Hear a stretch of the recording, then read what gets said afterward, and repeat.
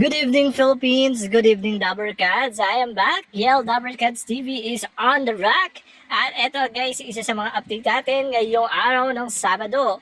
Pinasaya po tayo ng mga Dabber Cats dahil sa mga iba't ibang pasabog po na naganap po sa Itbulaga kanina. Summer special na nga ang inihandog ng Dabber Cats para po sa lahat. Grabe guys, mula sa Itbulaga Studio, pati na rin po mismo sa labas ng studio, sa barangay guys. Talagang feel ang summer. Diba? Makikita natin dyan, sobrang init ang panahon at yan po yung isa sa mga nakaka-excite na mga pangyayari na shiner po at ipinakita ng Dabber Cats kanina sa Itbulaga.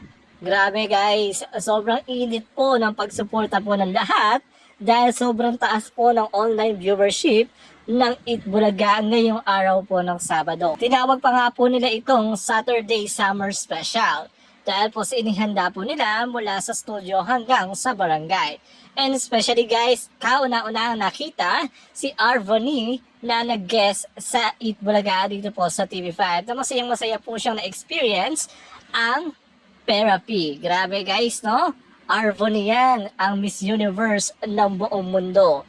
Ang universe. Ayan guys, kaya nga ganyan po yung outfitan ng mga Dabber Cats.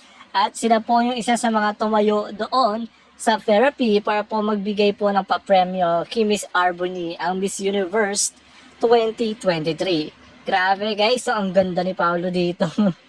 Tawan-tawa talaga ang lahat sa mga eksenang nangyari po kanina. Especially nung birthday celebration ni Wally, proud na proud po si Tito Sen dito sa ibinahagi po ng mga picture ng Dabber Cats. At kagabi nangyari po ang isa sa mga meeting. Finally, nakita-kita na po ang TVJ at si Kuya Will at ilang po mga stars ng TV5 kasama si Andres at Tasha Mulak. At itong pong naganap na meeting po na to ay bilang bahagi po mismo ng isa sa mga hapunan. And ang pagkakataong muling magkasama-sama ang mga host ng Itbulaga at ang Wawawin matapos ang matagal na panahon. Mainit na pagsalubong at pagbati ng TVJ at ni Willie sa isa't isa. Inaasahang lalong magiging matibay ang kanilang pagkakaibigan dahil nasa iisang tahanan na sila. At grabe to guys, ito po lang hapunan na to ay naganap sa Meralco Lighthouse sa Pasig City ngayong Biyernes, which is kagabi, Mayo 3, 2024. And isa sa mga tinalakay din nila sa meeting po na to, Tito Vic and Joey and Willie Revillame in a white polo and Viva Big Boss Vic Del Rosario beside Willie. In the one table behind them are Kiko Estrada nearest to Vic, Aga Mulak seated on the blue couch, and some new TV5 stars. Dumalo rin sa pagtitipon ng executive ng Viva Entertainment sa pangunguna ni Boss Vic Del Rosario, Legal Entertainment Incorporated producer Rosel Monteverde, at ang Mulak family, Agang Charlene, at ang kanilang kambal na anak na sina Atasha at si Andres Mulak. Grabe to guys na. So ito na po yung taon po ng TV5, which is nakikita na natin yung pagyabong po mismo ng TV5.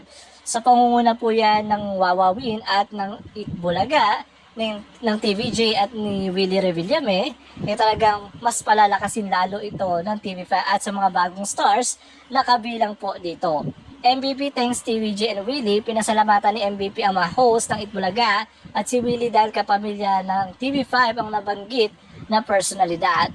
I'd like to thank our partnership or partners, both Big Willie, of course, TVJ, good friends now.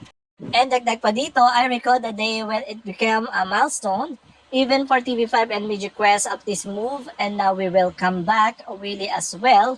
Thank you for being part of TV5 family. Thank you, and actually kung tumataba ang puso ninyo, tonight I feel privileged to be with you and see the progress of TV5 has made this past few months.